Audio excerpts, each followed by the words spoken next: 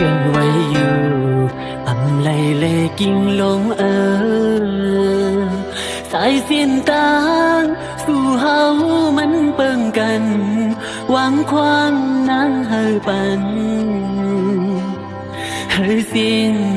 สุดย้อนสู่เฮอกามลีสู่ลัดมานั้นอ๋อน้องเอ๋ยใจปีเหมือนมุกไฟเย้าหมดแห่งเม็ดไปตั้งตัว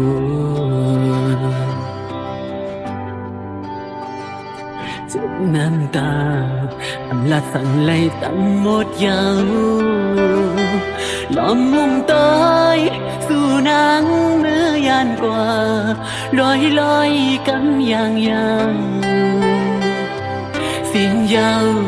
สุดยาวเจอขัดใจอยู่อันมุมมองมาเหินหักหาซองเอาหายลายเกเงินคำนางเอ้ยมือปีจังไร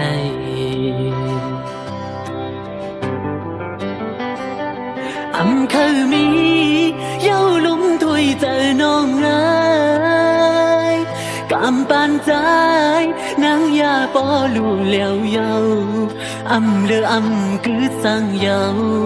มือสู่ตาดขาดแดดกันสู่หันปานมีเงินคำลีเลอใจแต่เย้านางโอ้เจอหักปีสู่ในเธอเปลี่ยนไหลไม่เต้าสู่มือเสียนตังอ่อนเหมือนโจเขาหนอหูอันเหตุใน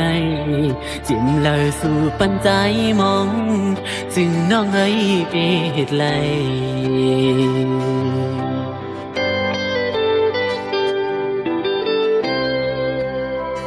หูอยู่ว่าน้องเตอันเหตุไหนจะเมื่อวันดางน้องสั่งปันให้มุมมองเหตุสั่งหลังดังหักใจโจปันใจปอปันน้องหมดเยาถึงวันในมาสั่งความอ่อนคอลืมเสียน้องลาเธอสุดเสียก็ลืมเต้ไงก็หักคือไม่อยากนะอำเลอสั่งเย้าน้องในโจปันปีจึงมองไปเหตุไรหลังน้องหักไม่นาตันเลยก็สู้ถึงเหลือสิมันมียิงก็เลยหักมาก็เลี้ยวกางเจออินอันเศร้าสู้กว่าต่อจูสุดปันอ้อก็หักเพื่อถึงเพียวฮอดวันไหนปล่อยเปียใจเกิดก่อนเร็วอำเคยมีเย้าลุมถวยเจอน้องเอ้ยกำปานใจนางยาปอลูเหลวเยา